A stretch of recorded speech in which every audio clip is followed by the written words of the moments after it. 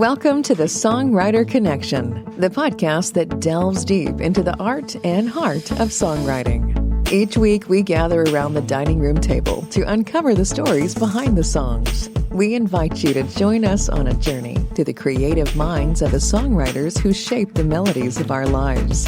From Nashville, Tennessee, here's your host, Dave Lenahan.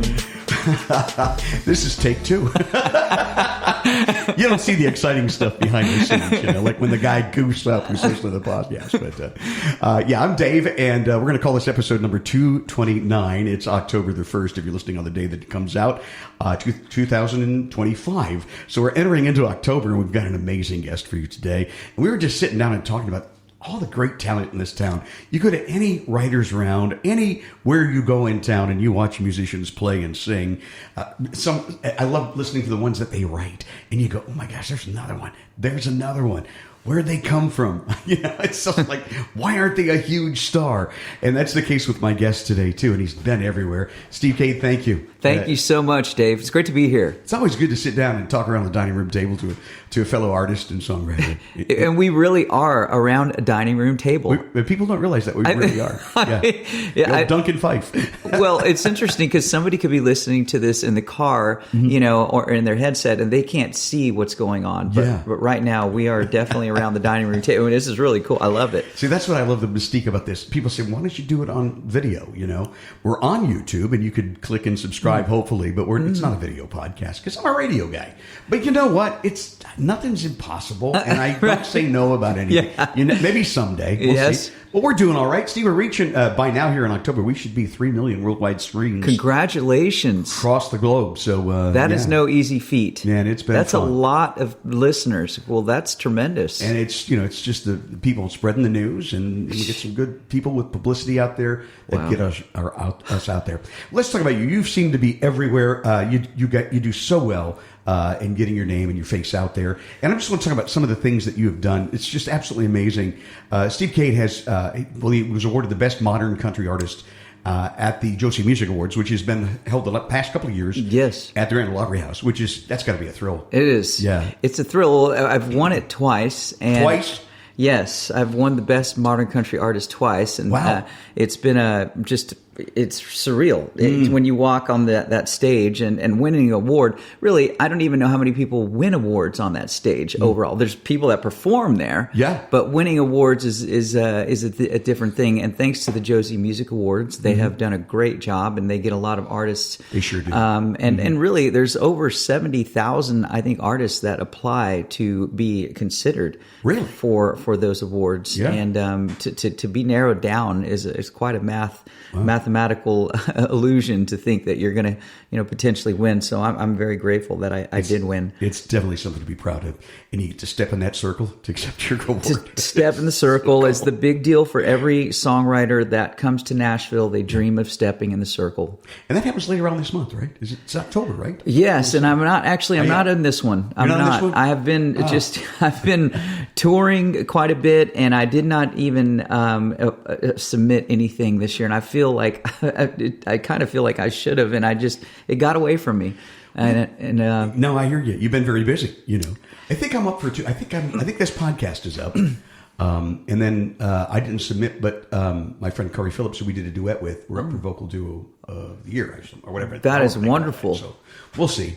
Yeah, just an honor to be nominated, like you said. It is. But I'm going over your other accolades. I mean, 10 Grammy nominations. That's wow. So these are what you call considerations, and when you get a consideration, you have to get put on the ballot. Okay. And when you get put on the ballot, you have the opportunity to get a nomination. That in itself, to get on the ballot, is very difficult. People don't understand. So in my categories that I've been considered Best Country Solo Performance, Best Country Song, Song of the Year, Social Impact Song of the Year. For Best Country Song last year, literally I was up against like Dolly Parton and Adele and so like Kenny Chesney, just all those hacks, right? Right. The biggest names that ever have happened in music, and that's crazy. It's a lot. It's a good thing to be recognized, even to, obviously be in that crew, right? Absolutely. Yeah. And, the list goes on, folks. He's won the best country Christmas pop song for his original song, Still Find Christmas, with Christmas Corey, right? Corey? Yes. I love Christmas Corey. Everybody loves Christmas. And God bless him. He went through a couple of challenges recently with his health. Yeah. But I'm glad to see that he's bouncing back, and his family is very supportive of what he does. We got to get his butt in that same scene. Yes. Oh, my gosh. Corey's got to... Oh, Corey Lee Barker, the guy's got he gets hundreds of cuts a year. In Hallmark, all the TV Christmas, they call him Christmas Corey because he's got about 1 million Christmas songs out there. He really is the master of Christmas songwriting. There's no one, I don't think, on the planet that can rival what he does. And we've written some great Christmas songs. I'll bet, yeah. And your music has been featured on GAC, NBC, CMT, MTV, ESPN, Fox, ABC. You're everywhere. You're everywhere. Yes, that's something. And then I read. Going on down, inducted into the California Music Hall of Fame? Yes, I was inducted into the California Music Hall of Fame, and they called me up and they're like, look, we recognize you for being, because I started my career in San Diego as an artist. Yeah. And my first manager, if anybody knows anything about the electric guitar, my first manager was Floyd Rose. Mm-hmm. Floyd Rose invented the locking neck tremolo system, which was basically utilized and still utilized, but really Eddie Van Halen made it very popular. Wow. And if an electric guitar player was, or really, he would be like, "You're," because I tell people when I tell people that my manager was Floyd Rose, that was when I first started my career. So in Southern California, I was in a pop rock band. That's how I started. Did you? I did, and doing the top 40 covers and things like that. Not really. No? We were all originals, and we won the San Diego Music Awards multiple times. We toured all around the country as well. Wow. We got signed, and I got to work with Bruce Fairburn, who passed away. Bruce Fairburn was the producer for Slippery When Wet, for the Cranberries, for Kiss. Wow. He had a studio in Vancouver, and it was called the Armory. And so I got to meet Bruce. His protege was Mike Plotnikoff, and Mike Plotnikoff mixed our first pop rock album that was under a record label. And cool. He also would work with if you look at Mike Plotnikoff, he worked with Hoobastank. So we were in this. Yeah, I just love their name. What a name. Mm-hmm. But these music connections that I've had over my life, and as an artist, as I kind of look back and reflect, sometimes it's quite amazing to think about the journey that I've been on as an artist from Southern California now to Nashville. Yeah, to Nashville. And you started in Houston, Texas, huh? Yes. Where you grew up? I did. I grew up 2 miles from Mickey Gillies. Did you really? And I was born and raised, in Houston, Texas. And I don't give enough, I'd really enjoy the Texas, sort of red dirt Texas music, and I was raised on a lot of that stuff. Do you get to Texas to play a bit? I do every once in a while. In fact, I'm going there in late October to perform, and I'm very excited. I get to see my dad and some of my cousins, so it's going to be great. That's really wonderful. Yeah, I love getting down there, and just sometimes getting some of the Tex-Mex is kind of fun, and and rolling into Houston is really like rolling into it's so big, it's so giant, it's like coming into Chicago in a way, or New York, obviously, LA. Yeah, LA. But big town. Yeah, people it's don't realize. So big, huge, H-town. It's just huge. H-town. And we get down to the Galleria area, and that's where, as a kid, I would go to the Galleria and stuff like that. But yeah, I just I have good memories in Houston. That's really cool. Yeah. And you went out to LA or San Diego. San Diego. I fell in love with San Diego. I was there for a week, and I can't wait to get back. What a wonderful town. Yeah, we were just talking about Alan Sanderson, and I remember working with Alan on a couple projects while I lived out there. But that's brilliant. If you haven't heard the podcast featuring Alan, go back just a couple weeks. Alan, Grammy Award-winning engineer and producer, so knowledgeable about sound and the way to make a record sound great, or any song really. And there's there's just a lot of talented people I've been able to. I mean, now we're friends, and I'm excited that we're friends. Me and too. We're sort of like we met through Randy Driscoll, which was great. That's right. Love Randy. Yeah. Randy's revival tonight. I'm thinking Is it tonight? Oh my God! Tonight, yeah. Every Monday at the Cambria here in Nashville. And that's a great round. Isn't that? She is so consistent, and you got to give it up for people that hold those rounds that are consistent. It's, that's it's tough. It's to get, Well, let me throw another name at you. Being from San Diego, did you know Eve Sellis? Oh, I know Eve. Yes. Oh my gosh, Eve and I. Yeah. We amazing singer. Yeah, He's been on this podcast a couple times. That was a dear friend. Yeah, we grew up and played music together. Did you really? Kids, we were kids, but yeah, she's still out here. She's chopping away at the tree like we all are, I guess. She joined me at the Bluebird just a couple weeks ago. Her and Randy and Kim McLean. Oh, and it my was goodness! Just so much fun. Yeah, she's always been writing with Kim, which is great. Oh, yeah. Kim's brilliant. Absolutely. Brilliant. So I want to talk to you about songwriting, because this is a songwriting podcast. When did you start writing songs? When did you start deciding that this is what you wanted to do? Well, songs have always been. I've always been very interested in poetry. That's how I think I started just at a young age. Yeah. The rhythm of poetry. No special poets, not like anybody that you would maybe know. Just poetry in general, and I found myself in English class just drawn to it. Yeah. And so I would practice poetry when I was probably maybe 11 or 12 years old. No kidding. And so, but then that led into sort of drama, of course. I took, and I was in a play at school, and then I got into marching band, and then that was it. That was once. And I also started at a young age. My grandmother was from Germany, and my mom is German as well, and they gave me an accordion, which was nice. That was also a really cool little tool for a kid, right? It looks extremely difficult to play to me. You got all those darn buttons, and you got to squeeze back. Yeah, was it hard to learn? The accordion. Well, I had a little red one. It was so cute, and I wish I had it still, but it's all good. Yeah, it's really a really cool. That was your first instrument. It was my first instrument, and then the drums after that. Wow, the drums, and so. I really, if I could sit on a drum kit all day, I would probably do that. I would do that, and just phase out. Want to bang on the drum all day, right? Bang on my drum. But I'm thankful now. I get to pluck away at the guitar and sing and play a little piano and a couple other strings, instruments. Do you have a favorite instrument to write on, or does it depend on the song? It has to be, probably the guitar mostly. I can write on a piano, but it's so easy to pick up a guitar anywhere you are, and take it. Especially these little GS Minis that they have now from Taylor. Yeah. Those are so handy, and I take those anywhere. I sit in the front seat of the car with it sometimes and play it. And play, that's cool. Absolutely. Yeah, I used to do that all the time. Especially when I was a kid, my brother and I would sit in the back seat playing guitars. Very cool. I want to get into your creative process, but I want to have a listen to your latest single, and give folks a taste if they haven't heard Steven Cade, what you're all about. The song is "Fall for You." Yeah. Anything you say about it?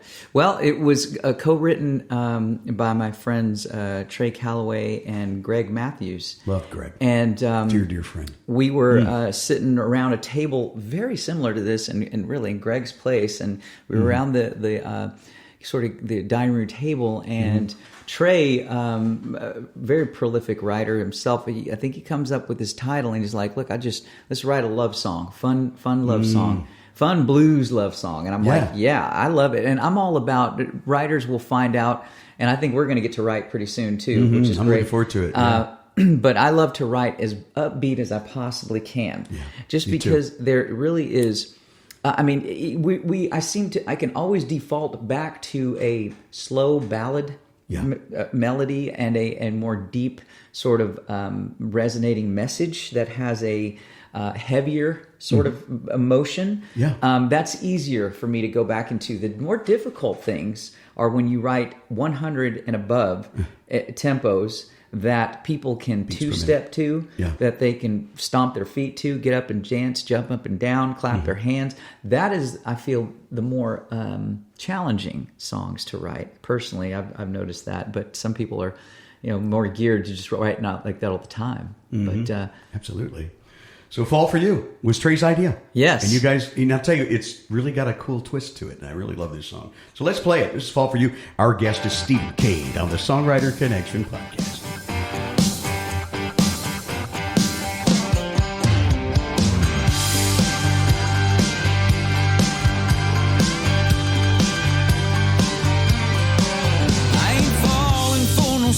Trying to sell me no lemon. I ain't falling for no bad news on my television. Ain't got no FOMO. I can say no to folk and sleep just fine all night. Oh, but baby, baby, baby, I fall for you every time. I ain't falling for no get rich pyramid scheme, but I follow you around like a dog on a string. Like a shot of free whiskey, and how you doing? Pick up a line.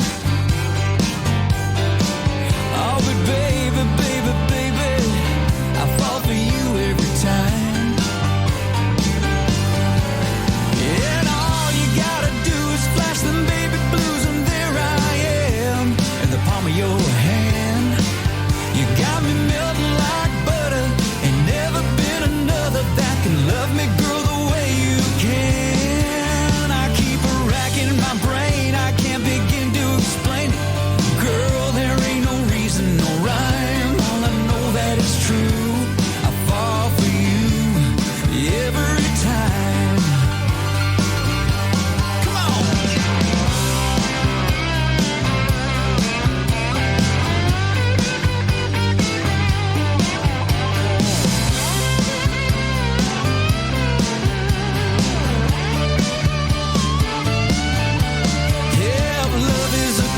I done fell up in it. No need you throwing me no line. Done made up my mind. I fall for you every time. And all you gotta do is flash them baby blues, and there I am in the palm of your hand. You got me melting like butter. Ain't never been another that can love me, girl, the way you can. In my brain, I can't begin to explain it. Girl, there ain't no reason, no rhyme. All I know that it's true. I fall for you every time. Yeah, I keep racking my brain. I can't begin to explain it.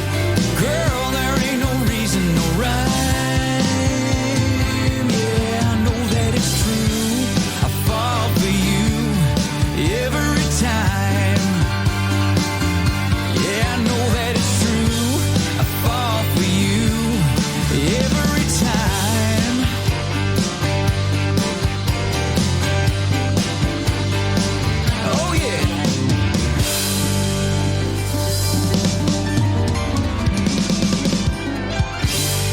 Great song. It's Steve Calloway, our guest on the Songwriter Connection Podcast.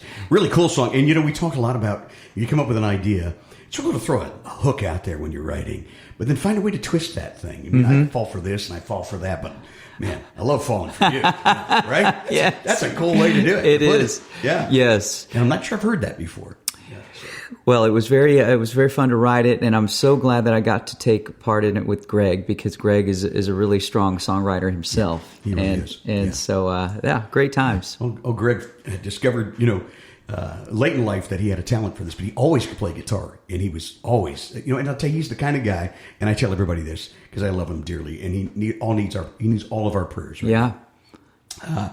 He's the kind of guy that every time you saw him, it was the highlight of your day. Right? Yes, it really was. Yeah. The guy could always make you laugh. He was always in a great mood, no matter what he was going through. Mm-hmm. And just a super good friend. Yes. You know what? And interestingly, I don't know if you knew this, but he told me he was a preacher at one time. Yeah, I heard. Yeah, he told me that too. Okay. Yeah. Good. I feel like I was dreaming, but I know he told me that. I'm like, wow, that's cool, man. Yeah, drove truck for a long time. But yes. Put him in front of a microphone with a guitar, and man, it's magic, right? Whew. Oh, he just had a way of grabbing that crowd, man. Funny guy. I was really honored to have the first co-write with him. Me and him and Zach Nard. We wrote Bald Tires. Remember I used to play a song? Bald Tires we wrote. So, oh, my goodness. So we opened up the can, and man, he was just off and running. That was your first co-write? It was Greg's first co-write. Oh, it was Greg's. Yes. Mm-hmm. Gosh, okay, that's good to know. All right. Yeah, well, that's a little piece of history there. I love to... Greg, I hope you're listening, and I love you, man. I really do. Yeah, we love you, brother. Yep, absolutely. So let's get into the creative mind of bring us through how it comes to fruition. Yeah. You start with an idea. Tell me how it works for you. Yeah, I feel like I'm ultra sensitive to what people. I try to listen more than I. Somebody said that Nashville is a town of listening, and I thought, that's a place that I feel comfortable because I like to. I should say, to listen more than I talk. Because I feel like there's more to gain when you actually hear other people share what their life stories are about.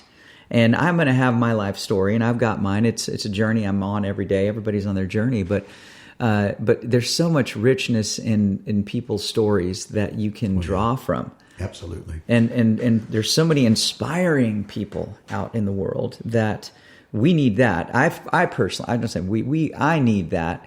Yeah. I'm a man of faith. I believe Jesus Christ is my Lord and Savior. And, there's things that I read daily in the Bible that keep me inspired and keep me full of hope.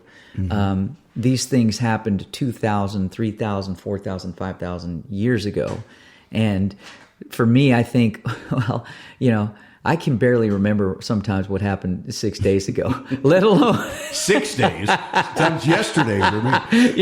And it's not that I have a bad memory, because I know I have a great memory because I can remember songs, and I can recall a song and a lyric and a lot of different things. Of course, I'm a dad and I have 2 kids, and just that's great. Recalling the milestones that they have met in their lives. And then, of course, my wife and I, we've been married 18 years, and I remember when we got married, the first, just that day we got married, the whole setting, everything about it. I still remember the smells, and everything about it. And there's just things that memories bring up songs. Oh, yeah. Instances bring up songs. And now, can we write about the future? Yeah, I think we can even write about the future. Now, I don't know that I'm going to, it's kind of like the betting market, right? It's kind of like, is it going to happen or is it not going to happen? Right. Can you call something into existence with a song? Yeah, it's possible, I'm sure it is. Manifest, right? Yeah. Manifest it. And so there's just so much power in a song. It really is.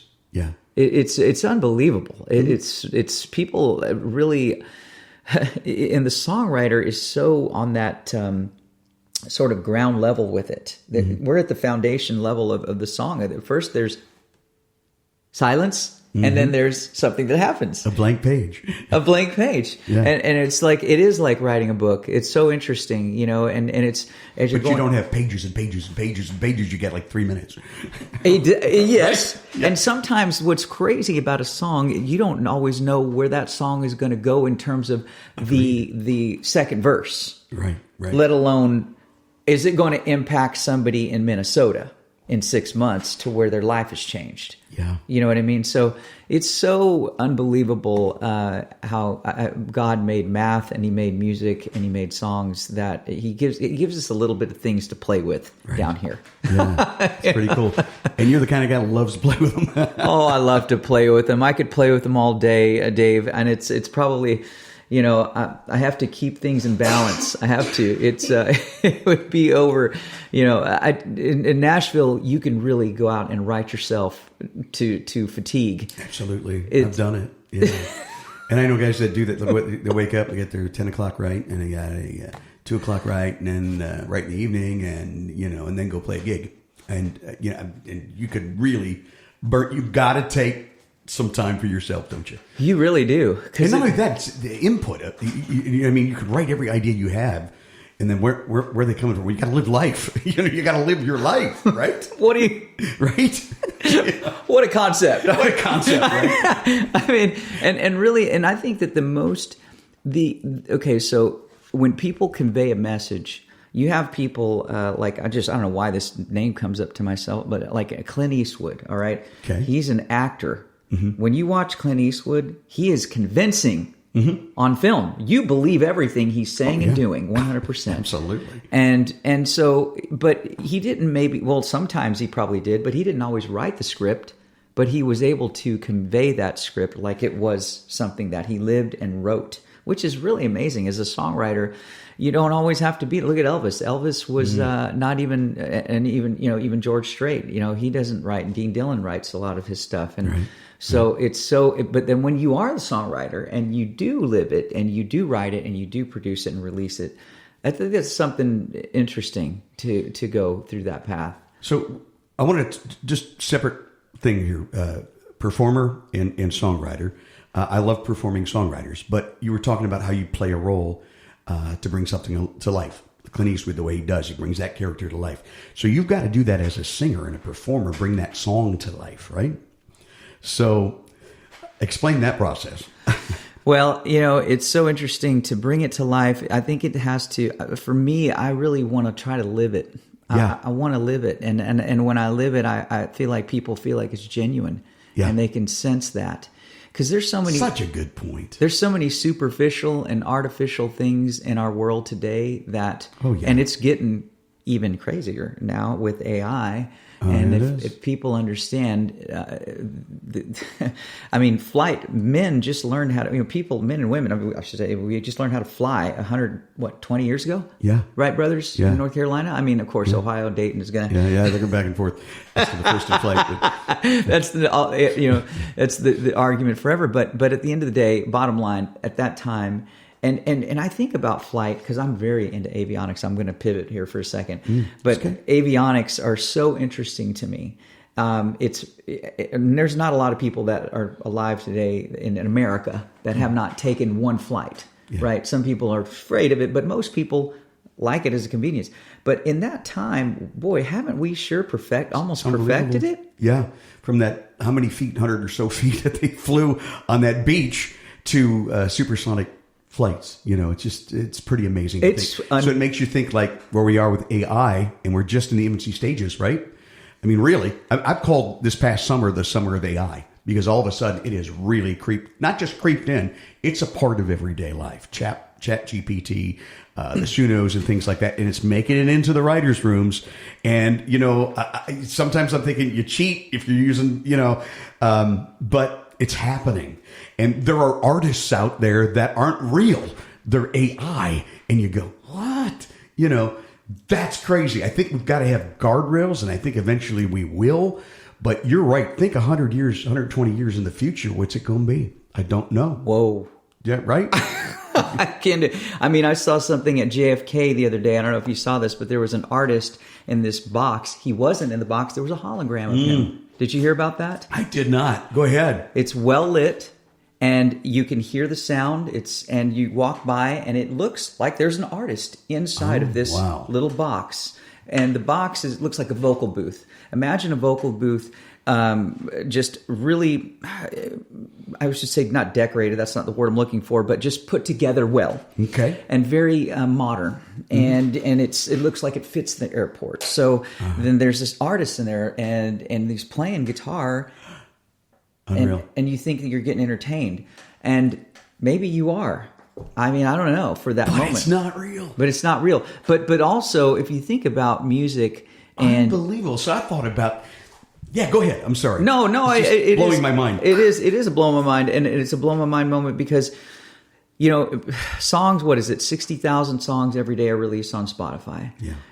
And really, if you do a little bit of history, MP3.com was located in Southern California. Yeah. MP3.com was ushering in at the time the whole digital music age, right? Which ended up killing reel-to-reel. It killed ADATs. It killed cassettes. It killed everything. CDs. Yep. It wiped out. That was a major change. People don't, even artists that are sort of starting today, they don't understand that huge change, that shift that happened at the time. Right. History says that was one of the monumental things that changed. Now we're getting ready for another one, and this one is going to be on a scale that makes that look like think about it. Yeah, that's nothing. It's absolutely, and it's going to change it. And I'm really, it's, I don't know. Do you know what I worry about, Steven? I think about it a lot, and I think that there'll probably be a generation, maybe not the next one, maybe the next one after that, or the one after that, where people will not even pick up a guitar. They won't have the joy of learning how to play that, because why do you need that? I can just get on my app here and create my own melodies and stuff. And that's just tragic to me. I mean, when was the last time you saw a typewriter? They teach typing in school. You can't, they're obsolete. What about, I think about that, cursive writing. They don't even teach it in school anymore. How many people know how to write in cursive? You know, my friend Greg Wilson wrote a song about talking in cursive. It's so funny.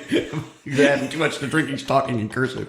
But I mean, will creativity be something in the past? And I certainly hope not. Well, I hope not. And I think that there will always be innovators, and there will always be the trendsetters. There'll always be the trailblazers. Yeah, you're right. And look, it took a long time for Thomas Edison to arrive on the scene. And Thomas Edison changed everything. Yeah. He was he turned phonograph. I mean, he was the inventor of the phone. He invented the lithium battery. Yeah. He invented the light bulb. He invented, he was big into telegraph, right? I mean, until he was 12 years old, he started the telegraph. I mean, his history, he didn't come on the scene, right? Until, it was early 1900s. Yeah. So it's so interesting, and it blows my mind how fast the technology and the knowledge explosion has happened. These are things that they talk about in the Bible. You know, it's no coincidence. But I hope that it goes in a positive direction. Yeah, I do too. That's my goal. That's the prayer and the hope. Yeah, that's the prayer and the hope. I hope that people don't misuse it and abuse it and that's exactly try to bring harm to people with it, because I agree. It can be a weapon, and it can really ruin someone's life, and it's not. I think it's tragic, and I see so many different things, and probably get to talk about this, about what we do with our Giving Guitars Foundation. But, I do want to talk about that. But it's so, this is where I feel like, going back to the flight thing, they've perfected flight almost. Not perfected it. There's always going to be an engine that wants to go out, and there's always going to be a landing gear that doesn't want to land, or but pretty much as long as there's a good pilot behind, and leading the plane, that plane's going to get up and it's going to go down, and that's pretty tremendous. And I wonder why. And I sometimes say, why has the human race done that? Why since that time? Why haven't we become better? Because that's what they're trying to do. They're trying to make it better every day. They're trying to learn something to make it more efficient, to make it more pleasing, comfortable for the passenger. But I think that the human race has gone the opposite way. It's so crazy. And now as songwriters, we hope to get to write about that whole thing and bring some life to that, right? Let's write that when we get together this week. I'm going to take a little break. When we come back, you've got that guitar, and we're going to hear at least 3 songs out of you coming up around the dining room table.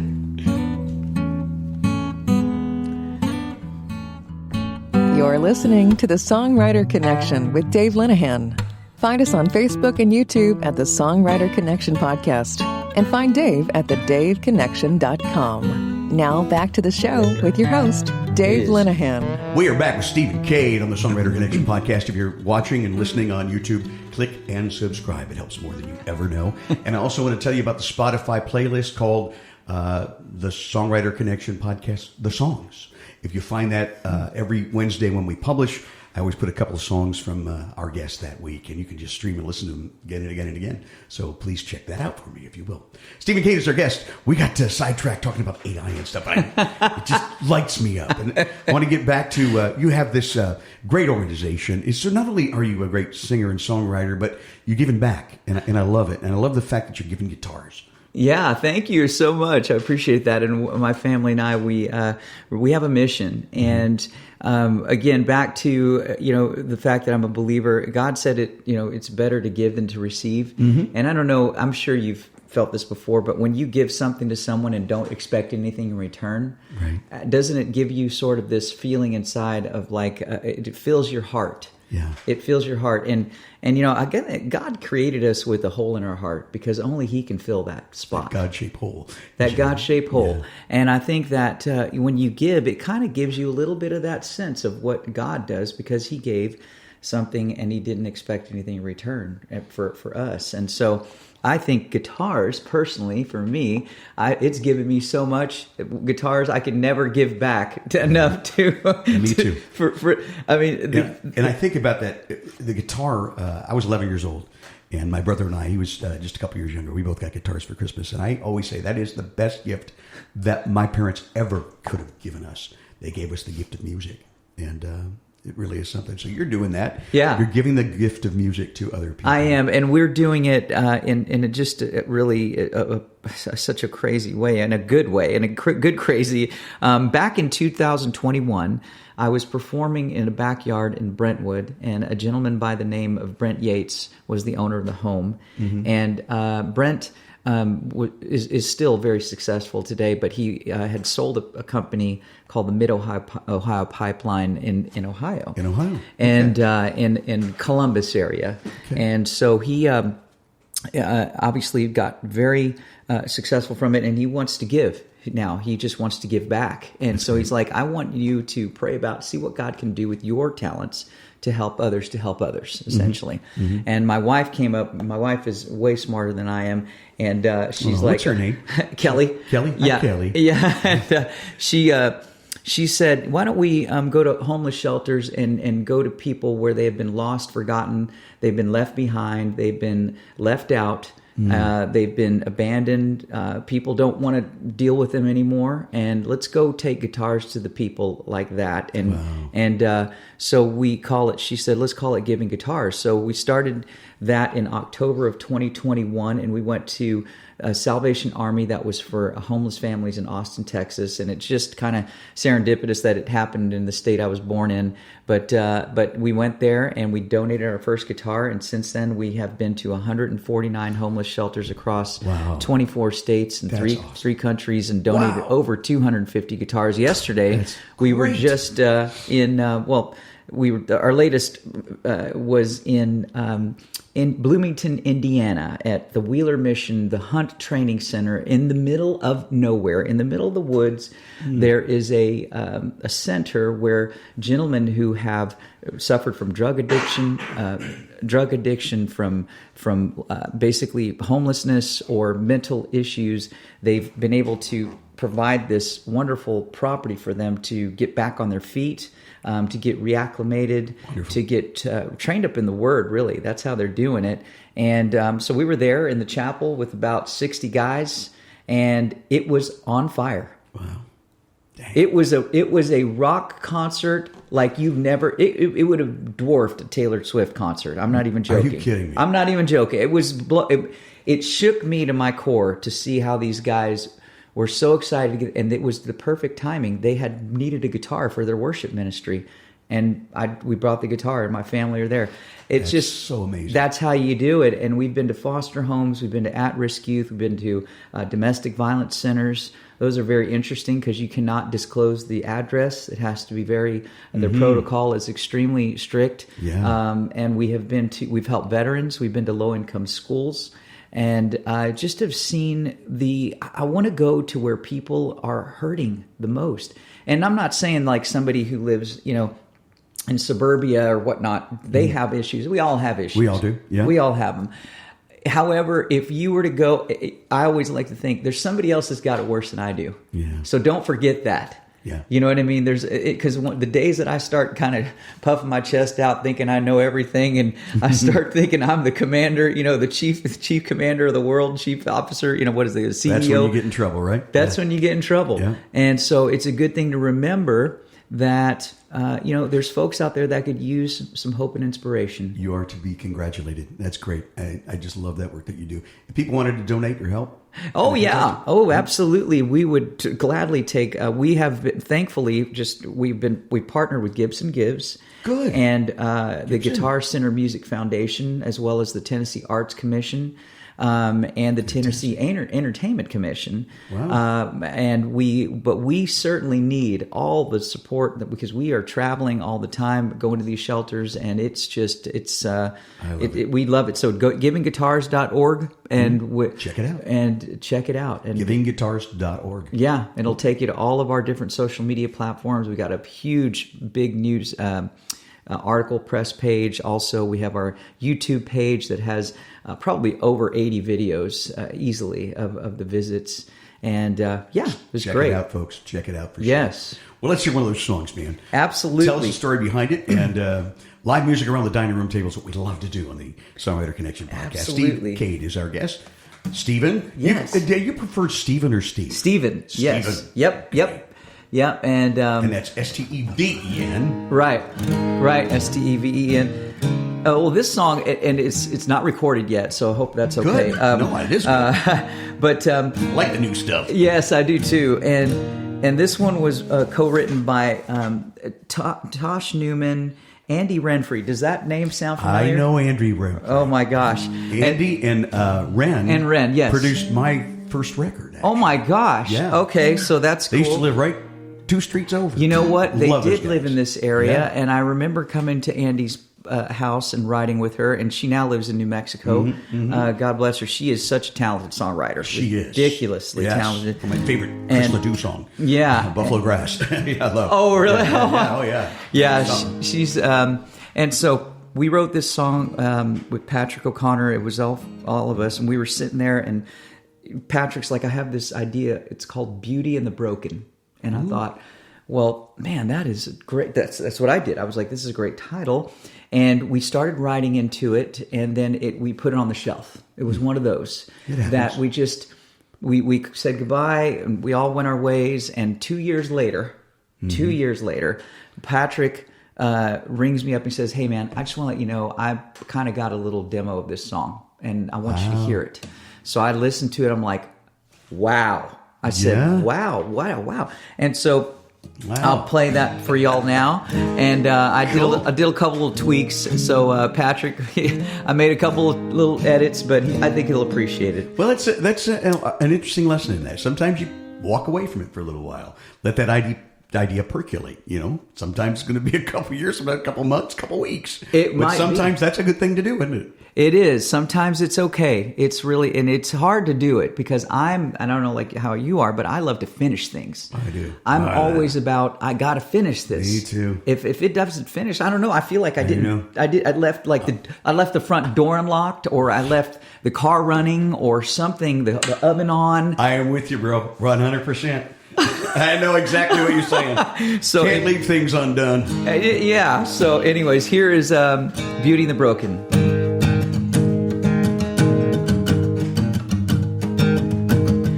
Real life is full of mistakes. Real love is full of heartaches. Sometimes you learn the hard way, 'cause it's the only way you know. You get lost in the steps you've missed. How did things end up like this? Still waiting on a second wind to come along and take you home. So if you're gonna break and fall apart, find the message in the mess, let the healing start. Show the world your scars and leave your heart wide open. There's always a little bit of light left in the dark, and there's beauty in the broken.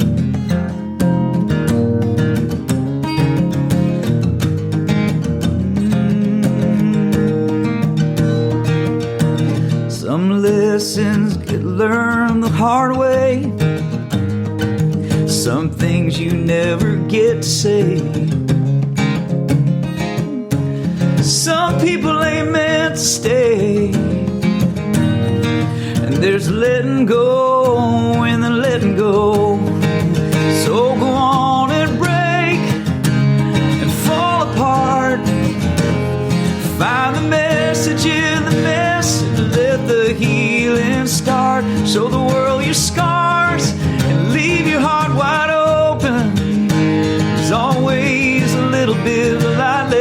the dark, and there's beauty in the broken. Come on. Summer turns to winter and springtime brings the rain. Sometimes standing in it helps you wash away the pain.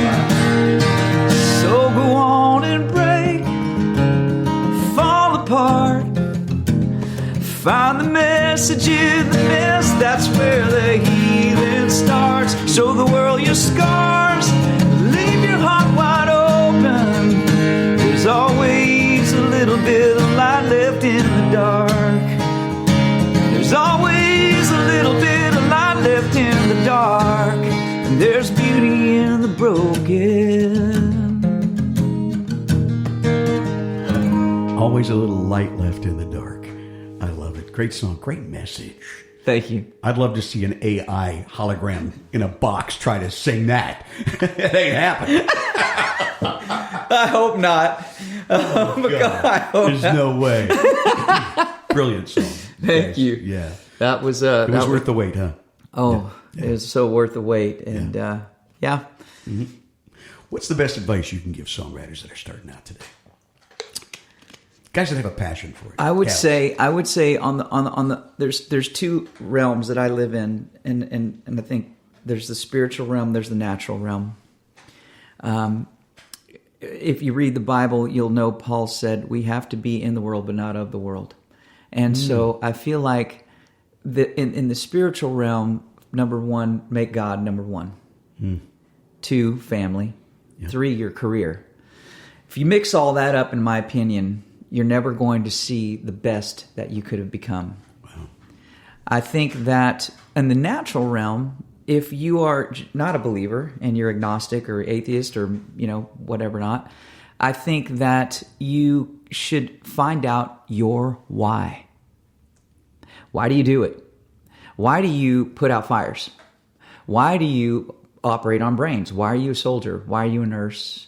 Why are you a gardener? That is so good. Why do you make tables? What do you do and why do you do it? And really have that why down so tight that it leads you in your daily business. And so I think that for me, had I known that when I first started out as an artist, at least the why part, I would have had a different path, I guess you could say, a different trajectory. What is success? What's interesting? What is success? We talk about this podcast. We did a whole session one time talk about how you define your own success and what is it. It's so great that you bring this stuff up. These are my philosophies too. Find your why. You said it before we even opened up this mic and started talking. You talked about the passion you have for your music. And I always used to preach that. Find a passion, something you're passionate about. Are you doing it just for the money, or is the money a secondary thing? Do you have to do it because you have to do it? You know what I mean? Because you have the passion and you want to do it, right? Am I right? Yeah. I sound like a preacher Dave right now. But I'm seriously, you take all that stuff away. If the world collapsed tomorrow and it was just you and your guitar, would you know what to do? Would you be able to be happy and play music? Even if you didn't have a guitar, you'd probably be singing and making up rhymes and songs. I don't know. I mean, why do you do things? I love that. Why do you do it? And I think there's something to be said. Music is, you'll agree, I'm sure with me. Music is very healing and it's very therapeutic. Absolutely. Now, some people, think that surfing is very healing and I actually surfed a lot. Did you? I had surf PE when I was in high school. Yeah. But not everybody can be Kelly Slater. and really it doesn't mean that you shouldn't try to attain a certain level of I guess competency. Does it bring you joy, right? But does it bring you does it bring you joy? And I think that just do it for the right reasons. I got you. There was a gal I know who I've co-written with, and I caught one of her rounds, and afterwards we were talking. She goes, I'm in a weird place. I just, I don't seem like I'm getting anywhere in my career, and I want to sing, and I'm just thinking about giving the whole thing up. And I go, and I pretty much said what you said. I go, well, why do you do this? I watched you on that stage. You were amazing. You have a gift for it. You know, you love to perform, don't you? She goes, I just love it. I said, well, there's your answer, right? There's your answer. Don't stop. Yeah. And a lot of people have told me, and I'm sure they've said the same thing, don't ever give up. And I think that there is a lot in that message of never, never give up. And define your own success. Make those little goals. And when you hit them, that's success. Make the next one, onto the next one. You know, maybe you're gonna write 2 songs in a week. Yeah. Maybe it's 1. Maybe it's like, I'm going to audition for the Bluebird. Yes. You know, well, I'm going to find a place where I can play and share my songs, and set these little goals and observe them, and then make them happen and do it, and then that's success, and keep growing. Yeah, and I think that at the end of the day, try to not just think about it for yourself, but really, how are you impacting people around you, and how are you? What type of legacy, or what are you going to leave behind that is going to bring up the next generation to be even better? And sometimes music isn't for everybody. You know that. I mean, it's not. Music is. If everybody played music and sang as well and performed as well as we did, I don't know. There would be a boring world, wouldn't it? It would be a boring. It would be no one would be able to enjoy the listener. There would be no listeners. And I find when I go to audiences, they're like, "Gosh, I really appreciate." Well, and I think she didn't realize that the gift that she had was her talent. And she was sharing it with that room. So you talk about giving gifts. I mean, that was her gift. That was her gift. So why would you want to stop doing that? And a lot of people have given those gifts over time. And I think that we have, if you go back all the way to Beethoven and Mozart and Bach, you know, those guys, well, Bach, I mean, basically gave us the gift of the chords, you know, and since then it has been a generation after generation refining music, going into different sort of genres and sounds, and look at Sting. I mean, Sting, and look at the gentleman Paul Simon, and I think of them two kind of similar in a way, because they like to experience in other cultures and bring in other sounds from other cultures, right? Yeah. And so you're going to grow and you're going to evolve as an artist. You're going to evolve as a person. Yeah, you're going to evolve, and evolving, and I think that's where I hope that the next generation of artists, and even beyond that, we evolve into utilizing music to really, not just for entertainment and leisure, but to leave, because we have a platform, and we can say something. We're saying something right now to people, right. And you could change somebody's life by saying something. It doesn't always have to be. I agree with you, Steven. You know what I mean? Yep. And so I want to encourage songwriters, you know, to know that, hey, you know, there's a time to step on the gas, and there's a time to let off the gas a little bit. And there's a time to reevaluate, and, you know, just find what your passion is. It may be, I've met songwriters that are so, I'll tell you, one time I tried out for the X Factor, just a little, so I tried out for the X Factor. I was at USC, arrived at 4 a.m. in the morning. When I got there at 4 a.m. in the morning, there was 30,000 people in the street. Whoa. In the street waiting. And thank God I got there early enough. I was in the front of the line, whatever. That was just barely in the front. When I got in there, I sang, tried to get, I'm trying to get noticed. I'm trying to get, attention. I'm trying to get to my career to the next level. And I got to the next round. So that 30,000 went down to about 3,000 people. Wow. So now it's 3,000 inside of the arena. Now we can sit in the arena. We don't have to sit outside now. Now we can sit in the arena. And now on the arena floor, there's about 50 black sort of makeshift rooms where all these A&R folks who know everything about music are sitting in there, and they are saying whether or not you're going to make it to the next round. Right. Well, as I'm walking around the halls, and I feel like I'm a good gauge on who's talented and what talent bring. Sure. And when I was walking around the halls, I heard voices from African American women, and that were rivaling and maybe even better than Whitney Houston. Wow!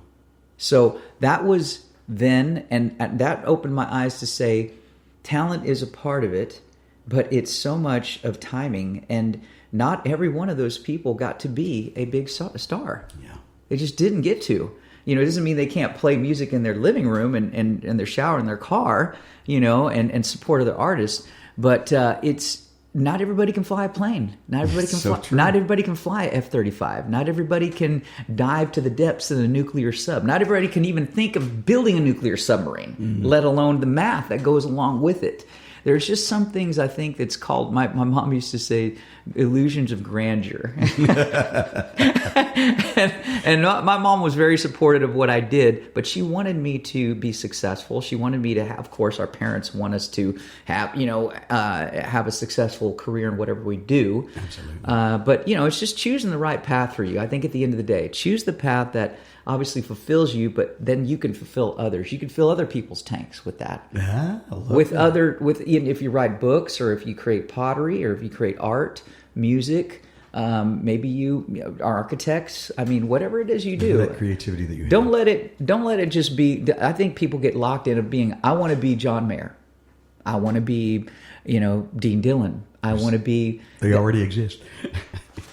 Right? They already exist, but you know what I'm saying. They want to have that success because they think success is getting on a Prevost bus and having the world at your fingertips and all that fame and fortune. And really, that's not the fame and fortune thing. Is a little bit over. It's not all it's cracked up to be. And I know there's great artists I'm sure you've met that are like, look, this is a tough road to hoe. This is.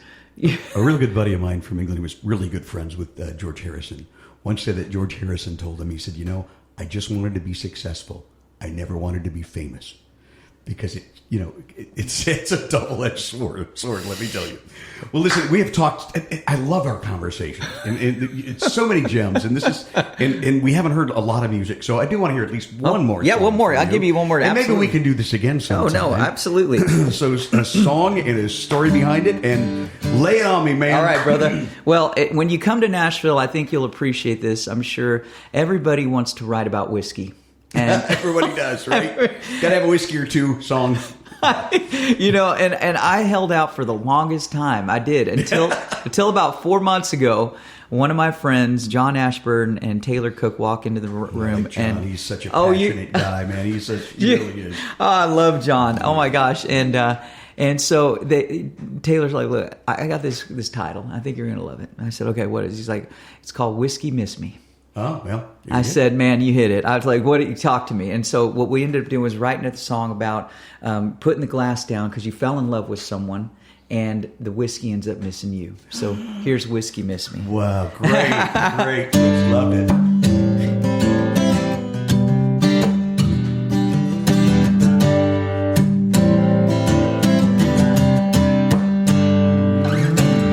Still remember that first sip on Panama City Beach, where I had the first taste of your kiss, the moon shining in your eyes by the sea. I used to chase them down with the lime. Now I'm giving you every ounce of my time.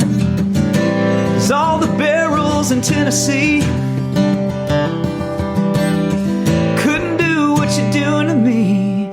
No more marks left by makers on my heart. I never knew that falling in love would keep me from falling apart.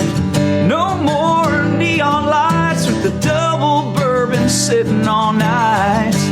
You're all I need, 'cause I believe you're the only one who can make the whiskey miss me.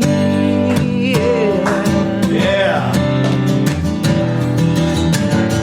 Call me old-fashioned, you're the buzz that I've been looking for. You're such a beautiful distraction, no more spending my money at the liquor store. I used to think I need a drink, now I'm spending my money on a diamond ring. No more marks left by makers on my heart. I never knew that falling in love would keep me from falling apart. No more neon lights with the double bourbon sitting all night. You're all I need, 'cause I believe you're the only one who can make the whiskey miss me. Yeah. You don't burn like Jack does, but you black backed out the way I was. No more marks left by makers on my heart. I never knew that falling in love would keep me from falling apart. No more neon lights with the double bourbon sitting on ice. You're all I need, 'cause I believe you're the only one who can. Yes, I believe you're the only one who can make the whiskey miss me, yeah. Great song. Stephen, thank you so much. That's songwriting right there, let me tell you. Thank you, brother. People can find you where online? StevenCade.com. Check it out. You're going to have your list of where you're playing and everything, your tour schedule and everything. All that good stuff. All the best to you. Thanks for sharing your Thank you, philosophy, Dave. your time. I've really enjoyed our conversation. Appreciate that. Thank and you. Folks listening, right on, WRITE, right on. We hope you enjoyed this intimate glimpse into the world of songwriting and found inspiration in the stories shared by our talented guests. Remember, the magic of music lies not only in the notes and chords, but in the emotions and experiences woven into every lyric. Until next time, keep listening, keep creating, and keep the melodies alive.